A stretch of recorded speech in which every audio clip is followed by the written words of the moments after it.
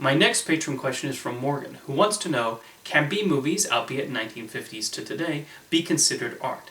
My stance has long been that if something is a motion picture, then it absolutely can be considered art. Doesn't matter if it's a raunchy comedy, or a gore-heavy action movie with a lot of punching, or a silly science fiction movie about talking spiders. Those are all art in my book. So yes, I absolutely do think B-movies should be considered art. I guess it's important to explain the definition of B-movies. B-movies are usually considered lower-budget genre pictures, although the definition has certainly changed over the years. B-movies were usually the second film on a double bill, so theaters were required to show these less prestigious pictures if they wanted to show the major attraction they really wanted. Studios had entire units devoted to these B-movies, with westerns being particularly popular. These were usually shorter than the main feature too. Eventually, B-movies became primarily the domain of non-major studios and independent companies. The idea was that these could be made cheaper and were usually horror or science fiction movies. A lot of these existed to shock the audience, and William Castle especially became famous for the gimmicks he used that almost turned these movies into theme park attractions. The rise of drive-ins also helped make B-movies profitable. Of course, it's difficult to talk about B-movies without mentioning Roger Corman. Corman made a name for himself by producing films very quickly at a fraction of the cost, but that did not mean he sacrificed quality. There was still great care in making sure what he made was something that could entertain the audience, whether through laughs or thrills. Probably his most famous B-movie is The Little Shop of Horrors. Shot over only a few days, Corman used the sets at his disposal in a number of locations to tell the humorous story of a man who feeds people to his hungry plant. With that premise, he and writer Charles B. Griffith created something that was a quick-paced comedy that was shocking and weirdly charming in its presentation. Despite not working for any of the big Hollywood studios, Corman actually helped several aspiring filmmakers by employing them on his productions. When Ron Howard showed interest in directing, Corman entrusted him with his first feature film, Grand Theft Auto. Martin Scorsese's second feature after his independent film, Who's That Knocking at My Door, was the Corman-produced Boxcar Bertha.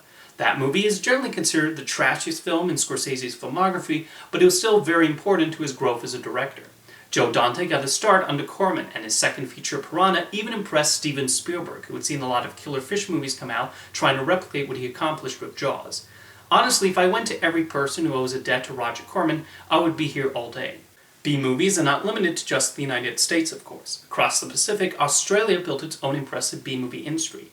Like their American counterparts, they reveled in bringing wild images to audiences that probably would not be seen in more sophisticated, higher-budget films. Mad Max is probably the most well-known Australian B-movie, which used the setting to show the collapse of society. This was George Miller's feature directing debut, and he's had a pretty great career since then. Peter Weir also got his start on B-movies in Australia, and if you're further interested in the country's B-movie industry, I highly recommend the documentary Not Quite Hollywood.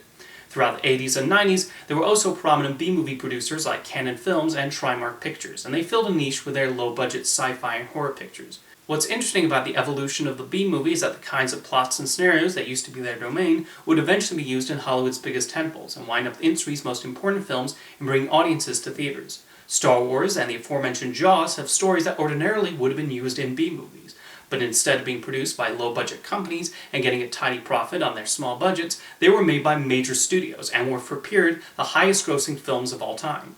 You still had B-movie producers, of course, but how could they compete with the high-quality and state-of-the-art special effects and makeup seen in films like Gremlins and Jurassic Park and Independence Day?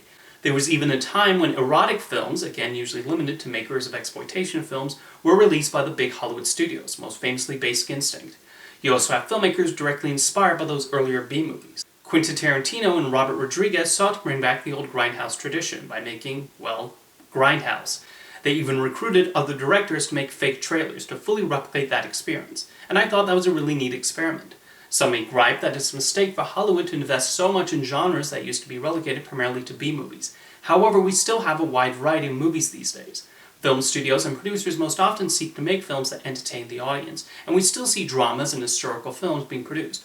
Look at A24. They have dramas and sophisticated fare, as well as B-movies like X. Even Everything Everywhere All at Once, with its mix of science fiction and martial arts, can be considered a B-movie. So in the end, yes, I do think B-movies are art, whether they're a schlocky exploitation picture or a sci-fi movie with space guns and invading aliens. Thank you for your question, Morgan.